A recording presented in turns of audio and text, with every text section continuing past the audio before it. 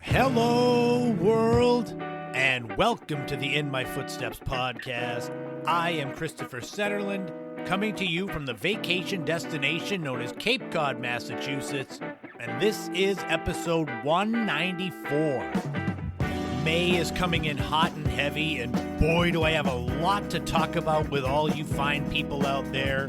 We're going to go back to my high school days of the 1990s and discuss what were the differences between grunge culture and goth culture. We're going to go way, way back in the day and look at some food items or food mascots that either had their own video games or were rumored to be having their own video games. There'll be a brand new top 5 that are going to look at the top 5 teen idols and teen queens of the 1960s. And there'll be a brand new This Week in History and Time capsule centered around the discovery of the Tolland Man. And if you don't know what that is, stay tuned. It's an incredible, interesting story. All of that is coming up right now on episode 194 of the In My Footsteps podcast. What are we going to talk about this week? Oh boy, the weather's great. I'm all caffeined up and hyped for this week's show. I will not be opening up a can of an energy drink like I've done before for fear of spilling it everywhere. You'll have to just trust that I am feeling good. I hope you're feeling good. Wherever you are, I hope you are settled in and ready for about an hour of Gen X nostalgia to bring you back to the good old days. I'm super excited because this is one of those shows where some of the things I'm going to talk about weren't even on my radar until a few weeks ago when I started putting together my notes for shows going forward. But we'll get into all that stuff. Before we get started, I wanted to take a few moments, starting off especially to thank my Patreon subscribers, Lori, Mary Lou, Ashley, Kevin, Leo, Marguerite, Neglectoid, Crystal, Matt, all of you, thank you so much for being my biggest supporters, my Patreon backers. I hope you all have checked out and enjoyed the newest bonus subscriber-only podcast on Patreon. Ironically, it includes the story of my very first road race, and it's ironic because tomorrow, from when I'm recording this podcast, is my first race in almost a year. Last week on the show, I mentioned I would give you a review of how the race went. And then I realized just because the podcast goes up on a Wednesday, I record it on the Friday before. So I'm recording this on Friday. My race is tomorrow. So there's no review unless I try to predict the future and guess how I'll do. Don't worry, next week there'll actually be a review of the race, I promise. Getting back to Patreon for a moment, though, coming up in just a few weeks is episode 200 of the podcast, Listener's Choice. If you go to Patreon, the first of the polls for you on Patreon to vote for what I'm going to talk about on episode 200, that is up. It's open for any Patreon member, paying or non-paying. So all of you that are on Patreon, go there and vote. If you're listening and you want to make your voice heard for episode 200, go become a Patreon member. You don't have to pay. Free members can do it too. We'll get more into the housekeeping part of the podcast at the end, as I always say. I like to give a little intro, but dive right into the meat, the main buffet. And this week we have a fun topic to start off with, one that I hadn't thought of until recently, and then it was a lot of research to put this together. So we're going to kick off episode 194, going back 30-ish years to my high school days, as I try to tell you, or explain the best I can, what were the differences between grunge culture and goth culture. So let's get into that.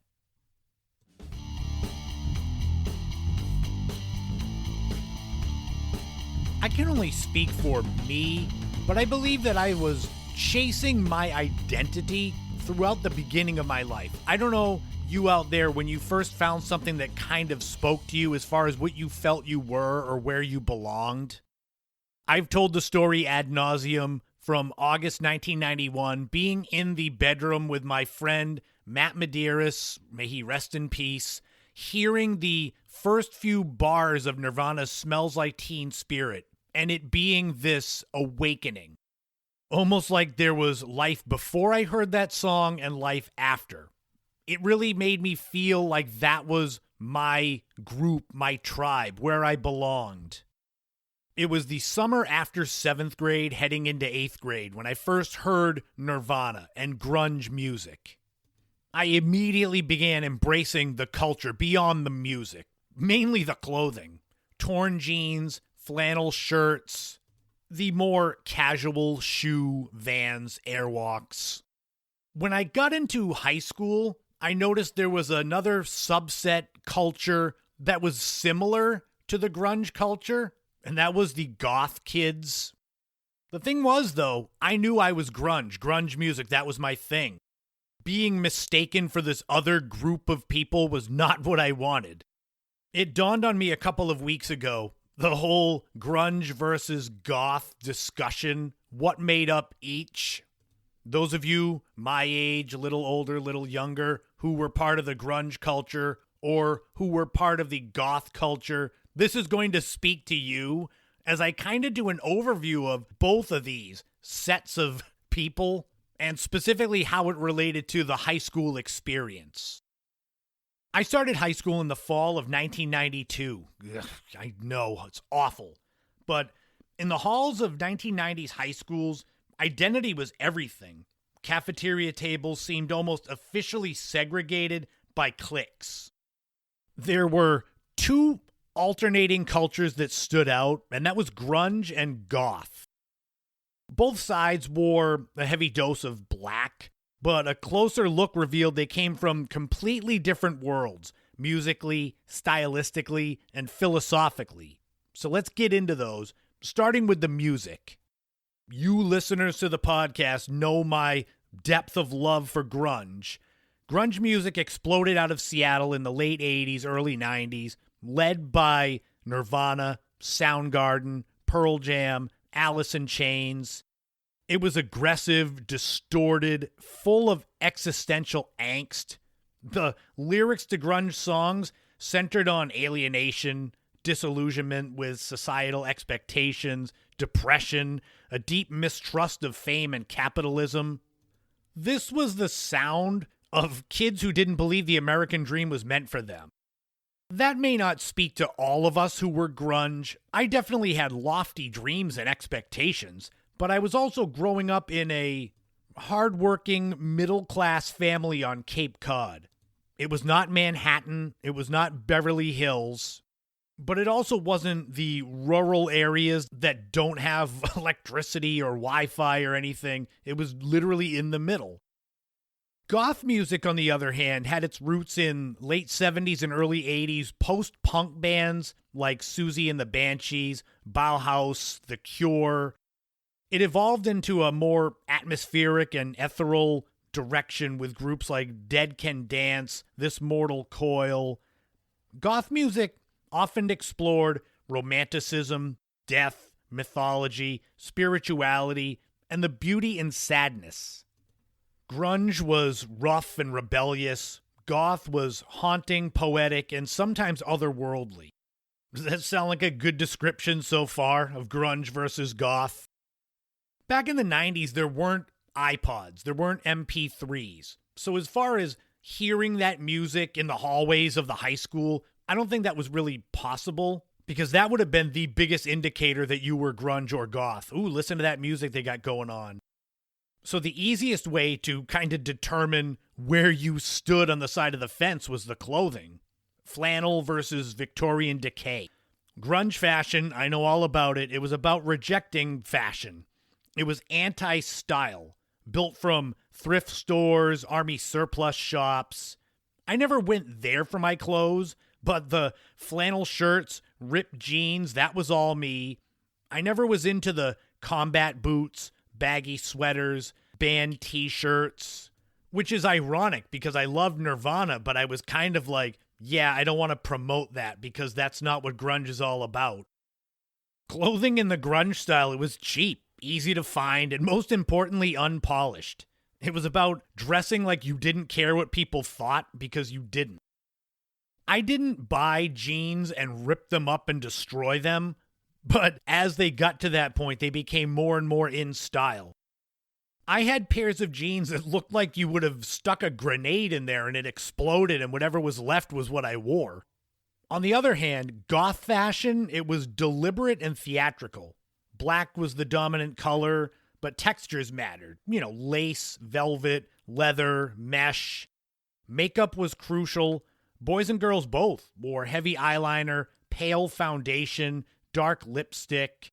Some goths leaned into a Victorian or medieval or even fetish look. They might sport corsets, fishnets, and platform boots. Others went more minimalistic, spiky hair, torn clothes, and kind of a do-it-yourself punk patch. Even though it was two sides kind of the same coin, in high school, a grunge kid like me, I probably looked like I rolled out of bed 5 minutes before class started. Whereas a goth kid might have spent hours perfecting their look, all to be called a freak by the idiots on the football team. What about what we believed, grunge versus goth? Grunge attitudes were heavily nihilistic, but not necessarily intellectual about it. A lot of whatever, it's all bullshit anyway. That kind of attitude, which I definitely had. I think that's also an overall Gen X thing. Apathy was the statement. Grunge kids tended to mock anything that smelled like effort. Pep rallies, school dances, dress codes. Success was viewed with suspicion. Authenticity mattered more than achievement. And again, I'm not saying this is every single grunge person had this exact belief system, but that was kind of the overarching point to the grunge culture. Grunge and goth kind of met up with that similar attitude, carrying a strong dose of disillusionment. But goth, the worldwide view was more introspective, artistic, even spiritual. Goths didn't necessarily hate school traditions because they were stupid. They hated them because they felt meaningless in a cruel and shallow world. With goth, there was a tendency towards existentialism, romantic fatalism, and a fascination with beauty in the tragic. In high school, if you were grunge, you might have skipped prom altogether or shown up in a flannel and Doc Martens. Or goth kids, you might have gone, ironically, dressed as a vampire, slow dancing under the glittering disco ball with solemn expressions. So we've discussed the differences between grunge and goth. There is some common ground between the two, which is where I think some of the misunderstandings about the differences come up. Despite the differences, both goth and grunge kids in high school were often seen as weirdos by the mainstream, the preppies or jocks or some of the rich families, the rich kids. Both cultures rejected the rah-rah optimism of 90s pop culture and the squeaky clean images of boy bands and cheerleaders. Grunge and goth were both about authenticity over conformity. But despite that, they expressed it in very different ways. Whereas grunge was about surviving the real ugly world by caring less, goth was about finding or creating beauty in that ugliness. In short, grunge people like me wore ripped up jeans because they couldn't care less, whereas goth kids wore torn lace because they cared deeply just about different things. So if you were a teenager in the 90s, whether you wore torn jeans and flannel or a velvet cape, it said a lot about how you process the sadness of the world around you. So those of you that were around back then, which of our tables would you have sat at? The grunge table or the goth table? And those of you younger, do you relate to any of these cultures? Because like I said, not everybody who was grunge or goth fit every single description there that I came up with when researching this topic, but a lot of them are true for both. I think my upbringing in the grunge culture kind of helps me now in my late 40s deal with just the weird and chaotic and pretty awful times that we live in. And I think the same goes for goth, like when you were young, trying to find the beauty in all the bad. But there you go, kind of an overview look at grunge culture versus goth culture. The main takeaway I have from this discussion is the fact that I started high school 33 years ago. I think that's the main thing I came away with. It's like, oh man, where did the time go?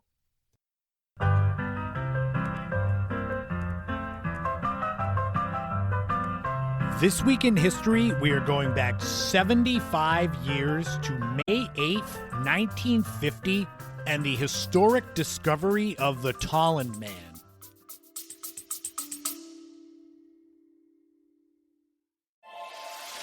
Are you in the travel industry and want to stay ahead of the competition? Then add Travel Trends with Dan Christian to your podcast playlist. Dan Christian is a highly respected travel industry executive and entrepreneur. He covers the latest trends, insights, and innovations that are shaping the future of travel. Travel Trends with Dan Christian is a must-listen-to essential resource for anyone in the travel industry. Available on Apple Podcast, Spotify, and TravelTrendsPodcast.com. Transform your travel business with Travel Trends with Dan Christian. Tune in right now.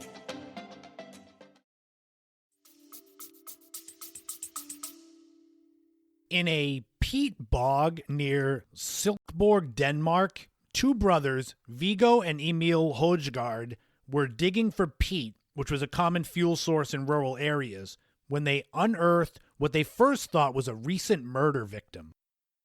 The body was so well preserved that the details of the face, including stubble on the chin, closed eyes, and a serene expression, appeared almost lifelike. Authorities were called in, and soon it became clear this was no modern corpse, but a man who had died over 2,000 years ago during the Iron Age. Peat bogs are known for their ability to preserve organic matter exceptionally well due to their cold, acidic, and oxygen-poor environments. These conditions halt the usual processes of decay, allowing soft tissue, hair, and even clothing to survive for millennia. The body found in the bog was named the Tolland Man, and he was found curled in a fetal position wearing a pointed sheepskin cap, a hide belt, and a noose made of braided leather around his neck. Scientific analysis at the time revealed that the man had been around 40 years old at the time of his death. His last meal, preserved in his stomach, was a simple porridge made of barley, flaxseed, and other grains, typical of an Iron Age diet. Radiocarbon dating placed his death around 400 BCE during the pre-Roman Iron Age. Now, one of the most interesting aspects of the Tolland Man is the manner of his death.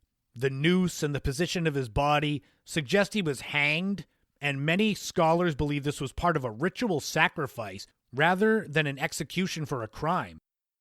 His careful placement in the bog, rather than being simply discarded, indicates that his death held cultural or religious significance for the people of the time. After his discovery, the Tolland Man was carefully studied and preserved.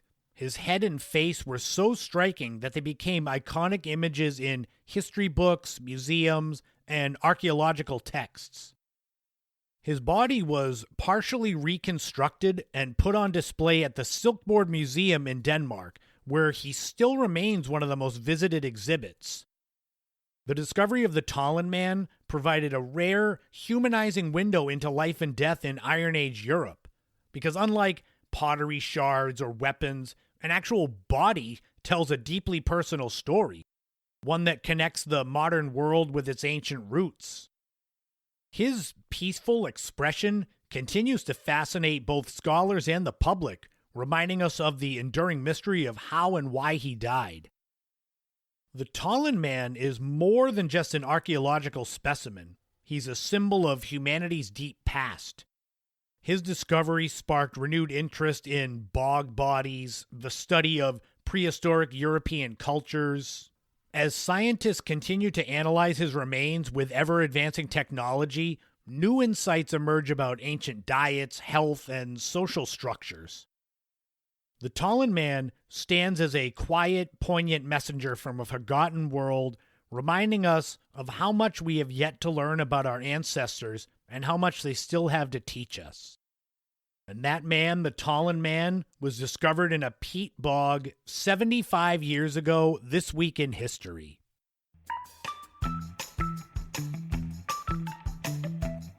speaking of fascinating things you can find in a peat bog, I have just discovered a brand new time capsule where at the same date, the Tallinn Man has been found, May 8th, 1950. What was going on in the world of pop culture back then? Well, let's find out. The number one song was The Third Man Theme by Anton Karas. Obviously, this song was from the movie The Third Man. Incredibly, the song spent 11 weeks at number one. Anton Karas was a zither player, which is kind of a stringed instrument that you played in your lap. Despite his fame from the Third Man theme, where different variations of the song have sold millions of copies, he was always seen as a one-hit wonder, and Anton Karas never considered himself a celebrity. The number one movie was Cinderella, and you could get into the theater with a ticket costing 46 cents. This is the beloved musical fantasy, the Disney animated film about Cinderella, her wicked stepmother, and two evil stepsisters that are jealous of her. The film was a massive hit in its lifetime in theaters because it's been re-released a couple of times. It's made more than $180 million total. That makes it kind of hard to adjust that for inflation because I know Cinderella got re-released in theaters in the 80s. The film is also currently 95% fresh on Rotten Tomatoes, so it has stood the test of time since its release 75 years ago. The number one TV show was the Texaco Star Theater. This is the very, very early days of television, as in 1950, only 9% of households in the United States had a television. The Texaco Star Theater, it was a variety show. It started on the radio in 1938 before moving over to television in 1949. It was hosted by Milton Berle, and when it crossed over to TV, Milton Berle got the nickname Mr. Television. At its peak, the Texaco Star Theater got ratings as high as an 80 share, meaning that 80% of TVs in the country were tuned to that show at the same time. And if you were around back then, May 8th, 1950, maybe you've heard about the Texaco Star Theater show and you want to get your own TV so you can watch Mr. Television Milton Berle. Well, you're in luck. At Sears and Roebuck, you can get yourself a silver-tone television, black and white, complete with a 12.5-inch screen, which is smaller than the laptop I'm recording this podcast on. Complete in this big boxy cabinet. You could get it for $199.95, or just over $2,600 when adjusted for inflation to 2025. And I know you're curious, what could you get for about $2,600 today when it comes to a TV? I found an LG OLED C1 TV, smart TV, flat screen, 48-inch screen, built in with Alexa, AI-powered 4K gaming capabilities. That's $24.99. So it's still less than what this 12.5-inch black and white screen would have cost you 75 years ago. That wraps up another time capsule, another This Week in History. We're going to stick to the early days of television for the new top 5. So teenagers of the 60s, rejoice. We're going to look back at some 1960s teen idols and teen queens coming up right now.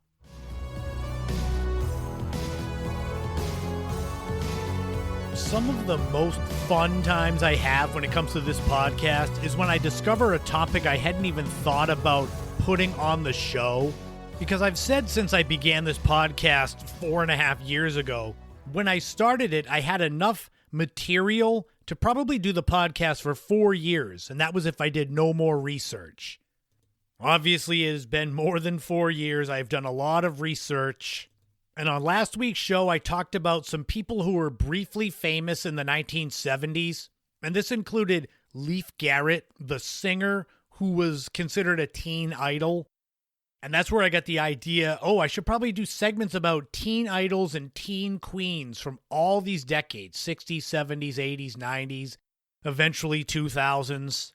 That's what I'm going to do here. We are starting off the teen idol craze by looking at the top 5 teen idols of the 1960s. So, just to put it out there, teen idol or teen queen, it's not necessarily that the people who I'm talking about were teenagers at the time. It's more that's the group they appealed to. Just in case anyone out there hears some of these names and then goes to Wikipedia to find their ages out and say, wait, they were 25 in the 60s. I'm no fool. I've done content creation long enough to know that there's always people that are micromanaging what you do. Trust me, I've gotten comments on YouTube posts if I've accidentally misspoken or had one bit of info that's wrong.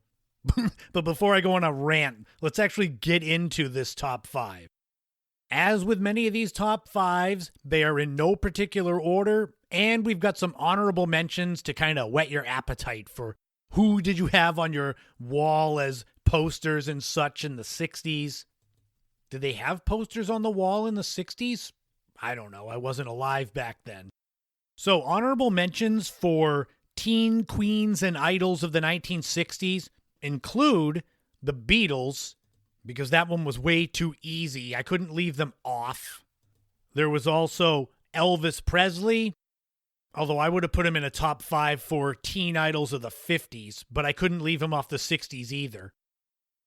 Another honorable mention was Bobby Darin. He was more late 50s, early 60s with his songs Mac the Knife, Dream Lover, and Splish Splash. Another honorable mention is Paul Anka.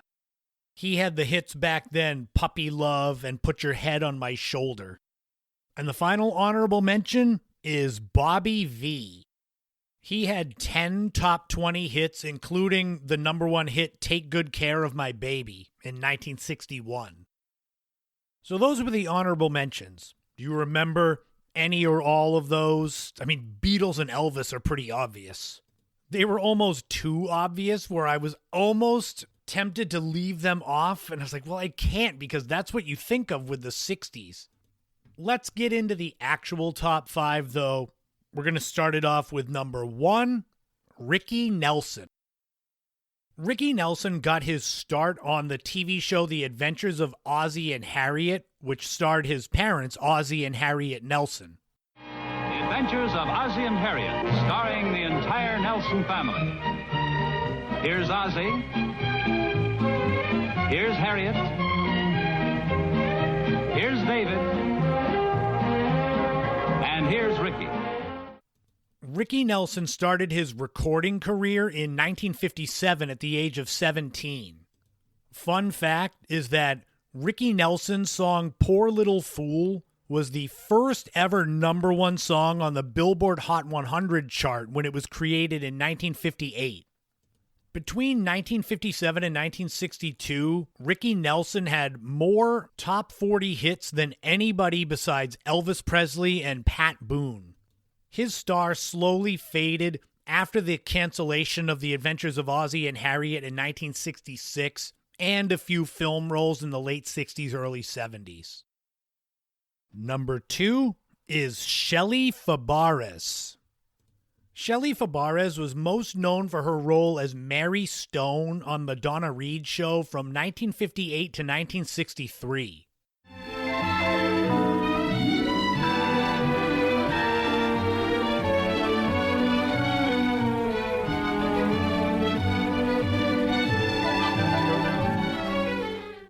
People closer to my age might remember her from the TV show Coach, where she played Christine Armstrong. The show was on from 1989 to 1997. It starred Craig T. Nelson. She received 2 Primetime Emmy nominations for her role on Coach. So some might say that was the peak of her fame, was actually in the 90s. But in the early 60s, she was on the Donna Reed Show. She had a number 1 song, Johnny Angel, in 1962. She also had some film acting credits, including as Elvis's love interest in the film Girl Happy in 1965. Number 3 is Anne Margaret. Anne Margaret Olsen was kind of a big pinup girl from the 60s.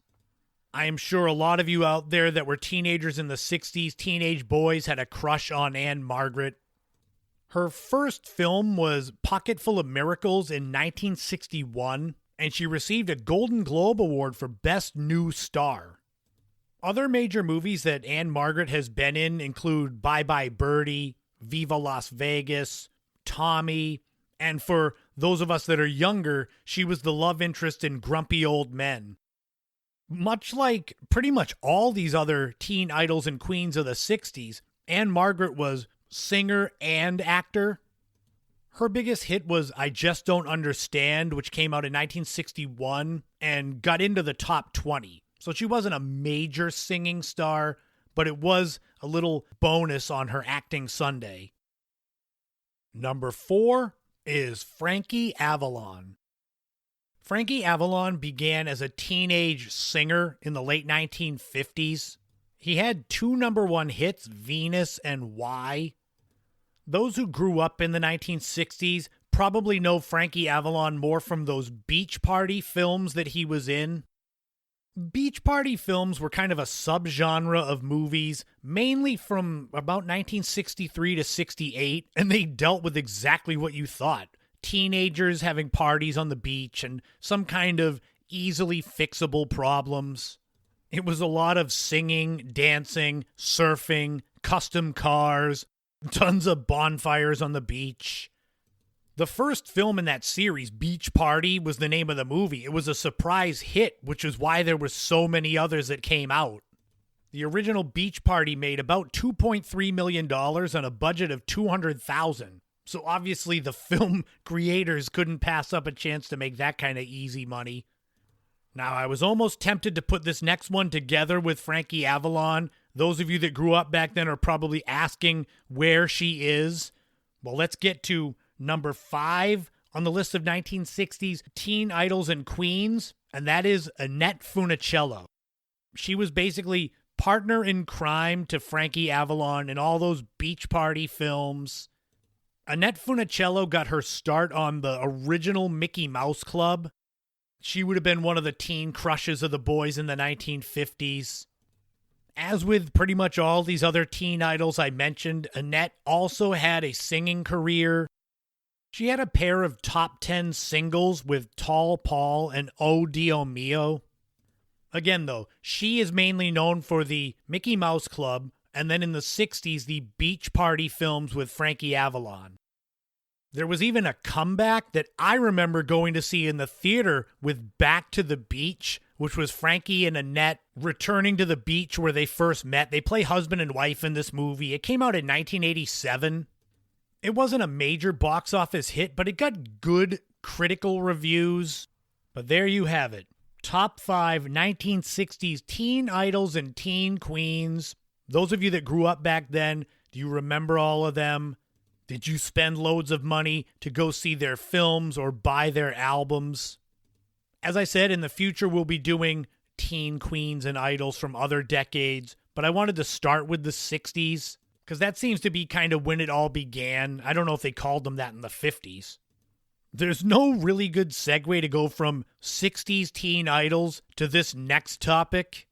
So let's just jump into food items and mascots that were made into video games.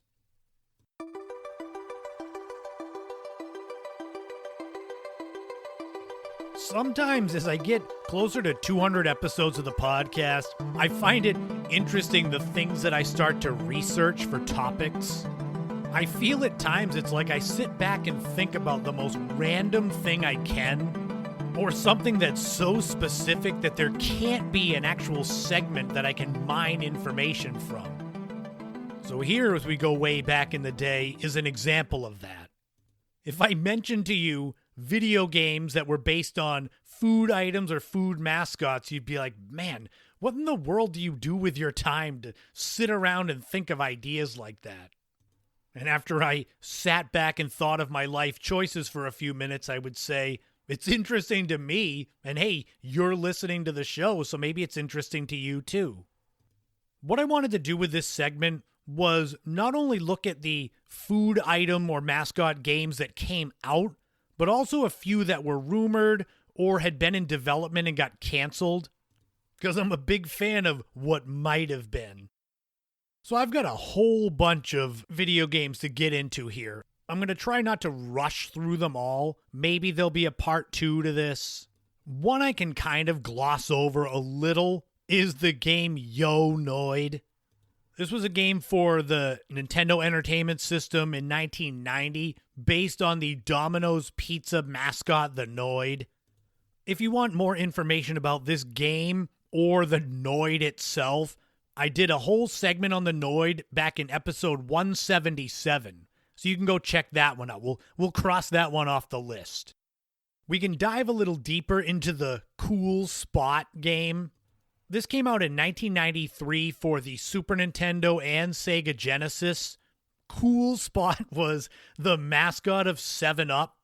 So the 7-Up logo is the number 7, the word up, and that red dot in the middle. So they decided to turn the red dot into a character and bring it to life. Sneakers and sunglasses.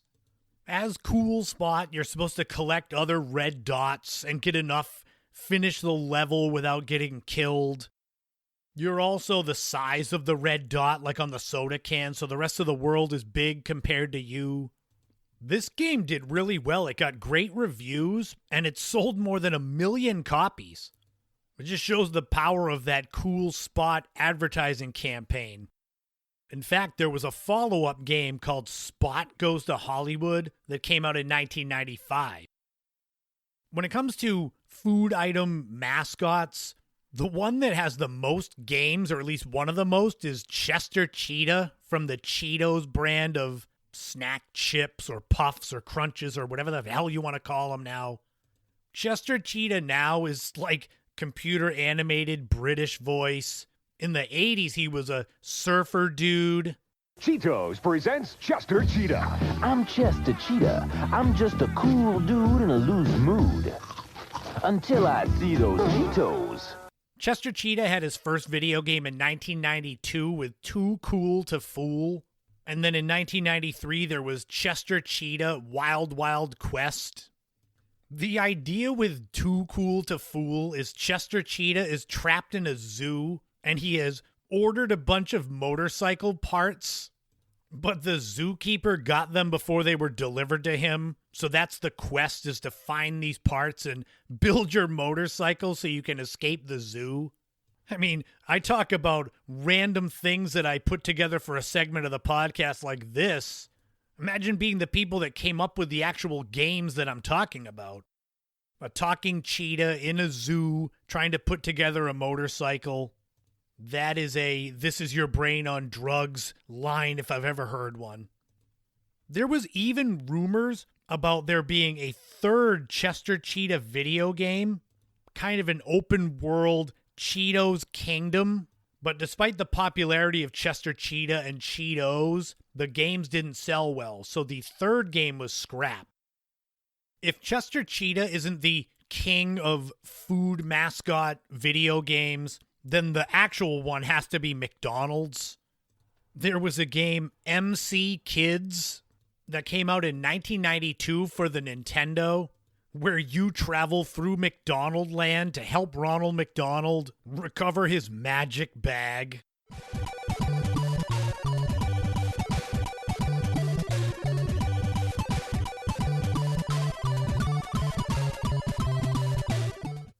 I never played the game. I don't know what was in his magic bag. I don't know if the kids who help him find it would want to stick around to know what's in it. There was also a game only released in Japan for the Famicom that was called Donald Land. This came out in 1988, and it's a game where you help to rescue the McDonald Land characters. In addition to those two, there was another game, McDonald's Treasure Land Adventure, which came out for the Sega Genesis in 1993. This one stars Ronald McDonald in a colorful fantasy world finding treasure maps. It was pretty random, and made more random because the game was made by Treasure, who was the same developers that made games like Gunstar Heroes and Ikaruga. These games did well enough because any kid that's grown up in the last 50 years goes to McDonald's as a kid. Granted, over the last 10, 20 years, there's been less of an emphasis on the child-friendly characters. Like Ronald McDonald had been phased out a lot. Back in my day, there was all of those characters, so I could see video games based around them being popular. An interesting example of striking while the iron is hot is a game that actually was canceled, although it was almost finished. And that was a game called The California Raisins, The Grape Escape. This would have been for the Nintendo Entertainment System. It was due to be released in 1990. Now, those of you that are around my age, when you think of the California Raisins, the claymation ones with the commercials where they were dancing to Heard It Through the Grapevine, that is late 1980s, right? 86, 87. There's only so much of a shelf life of claymation raisins. So when they were developing this game in 1990, where you play as the raisins, it was kind of too late. If they had put this out for the Nintendo in 1987 or 88, it might have been popular. But in 1990, they realized, man, these raisins aren't popular enough. We're going to lose money on this. So they ended up scrapping the game. For the next one, we go way back to 1983 and the Atari 2600 with the game Kool-Aid Man. Graphics were not great for the Atari 2600 compared to now. Back then when I played it, it was the coolest thing ever. But you played as the giant red pitcher of Kool-Aid, busting through the walls to save the kids from the thirsties. Back then in 1983, I was playing the Atari.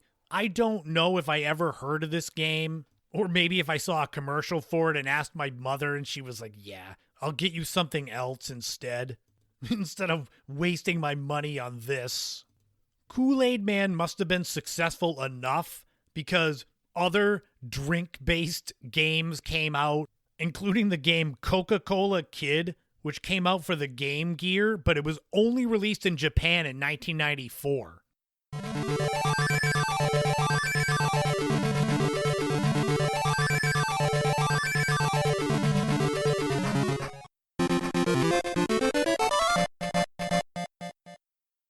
It's a very rare, obscure game where you play as a radical kid skateboarding around.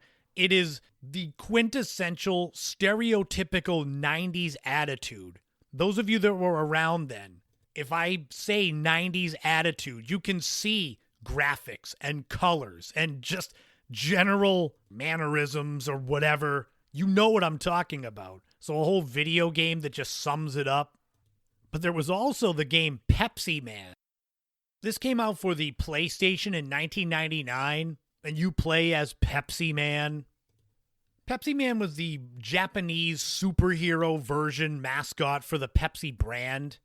Think like the Spider-Man costume, but blue, silver, red, like the Pepsi logo. If you've never heard of the Pepsi Man game, it's because it stayed in Japan. It didn't sell well, and there were rumors that an American company was looking to buy the rights. But it was kind of a generic game, a runner where you're running across the screen, avoiding obstacles. Going back though, McDonald's wasn't the only fast food chain to have video games based on it. There were actually several games made for Burger King. There was Sneak King, where you are the Burger King mascot trying to deliver burgers to people.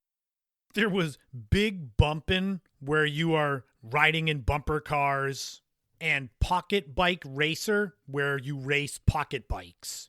These were all cheaply made. They all came out kind of around the same time, 2006-ish.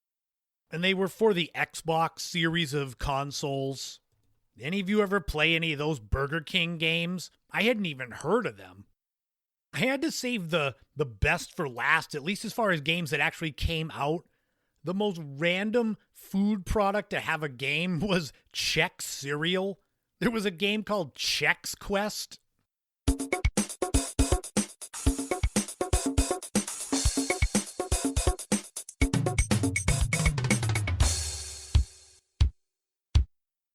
This was a PC game that came out in 1996, and it was very much like the video game Doom, where you have to go around and fight the slimy phlegmoids.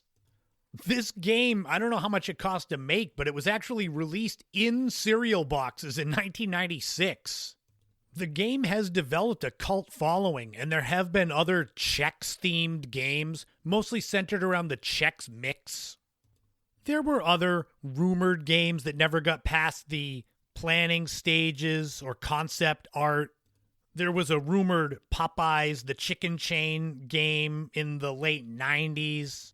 There was a rumored Mr. Peanut adventure game in the early 2000s that never came to be. There was an early 90s Taco Bell game that was based around Indiana Jones that they said it got released for the PC but was so obscure that you couldn't even find it even when it was out. So those are some of the most random food items and mascots that were made into video games. Are there any that you think should have been made? I mean, you had Coke, Pepsi, Kool-Aid, 7-Up, Burger King, McDonald's. I'm surprised Twinkie the Kid didn't get a game. Or maybe all of those old Hostess characters. It could have been like Marvel Avengers. Nostalgia is cyclical, though, so there is still time to make a Twinkies game. Come on, Hostess, get on that. But all that talking about food and food mascots has got me hungry. So before I shut down and go have lunch, that's going to do it for episode 194 of the In My Footsteps podcast. Thank you all so much for tuning in. Thank you for making it to the end. Thank you so much to all of you who share this, who tell others, check out this wacky Gen X guy that talks about nostalgia. For all the craziness of my humor, I do try to keep these as structured as I can so that when you listen, you don't get to the end and feel like I've led you out in the woods and just left you there. The fun doesn't end there, though. Next week is episode 195. We are going to go to the movies in 1985, where I'm going to give you every movie that went to number one in 1985 and a little about what theaters were like. We're also going to talk about another topic I can't believe it took me this long to get into, and that is Transformers, the toys, the TV show. Oh, and we're going to have some useless early internet features. Think back to when you first got online and some of the stuff that was there then that you thought was important but ended up ultimately becoming useless and obsolete pretty fast. So that's next week on episode 195. But like I said at the top of the show, go to patreon.com. The link's in the description of the podcast. Vote on what you want to see on episode 200. It's open for any member on Patreon, paying or free. If you want to become a member on Patreon, $5 a month gets you access to the bonus podcast episodes, including the one that went up last week, access to the remastered Without a Map live streams. I do have a good free tier as well. I'm likely going to do some kind of a short form podcast about my race that's coming up tomorrow from when I record this podcast. I will mention the race next week and give you kind of an overview, but I might do a little more in-depth, something for the people on Patreon, unless I get injured during the race. But, I mean, even if I get injured, I don't think I'll injure my throat so I can't talk, unless there's people running the opposite direction and I just get clotheslined or something like that. If you can't get enough of me, follow me all over social media, Instagram, Threads, Blue Sky, subscribe on my YouTube channel. I've got hundreds and hundreds of videos up there. I'm starting to work on some of the content that I got in March when I was on the movie set, the film that I did that Frank Durant produced. I've been holding that content back. I'm waiting until the film is out so then I can share it and it's not any spoilers. Obviously, I will have information about the film when it's available to stream, because I know we have a streaming deal for it. Remember out there, this weekend is Mother's Day. If you are lucky enough to still have your mom in your life, make sure you call or visit if you can. I'm lucky enough. My mom is still going strong. I visit typically once a week. The older I get, the more I appreciate having my mother, as my biggest fan, because it can get to a point through daily life that you just go through the grind and no one cares. Sometimes it feels like none of your accomplishments matter, or you're just kind of shouting into the void and nobody responds. So I love getting good news and being able to share it with my mother first, because she's always been my number one fan. No offense to anyone out there who's big time into my podcast and my content, because I appreciate all of you as well. And the older I get, the more I appreciate what my mother went through to help raise us 5 kids. I mean, for me, she a lot of the times had to play the role of father as well, because my father, was not, is not, will never be a good father. So happy early Mother's Day to all the mothers out there. I'll be delivering my Mother's Day gift on Sunday. I've had a good track record of gifts for my mother over the last couple of years. I think this one will be right up there as well, but she'll be the judge of that. It's about time to shut this podcast down. I've had a lot of big trucks going by my window, and there's been a lot of pausing the recording so that you don't hear just rumblings of trucks going by the house. So before I get out of here, remember, in this life, don't walk in anyone else's footsteps, create your own path, and enjoy every moment you can on this journey we call life, because you never know what tomorrow brings. Thank you again to all of you for tuning in. This has been the In My Footsteps podcast. I am Christopher Setterland, but you already knew that, and I'll talk to you all again soon.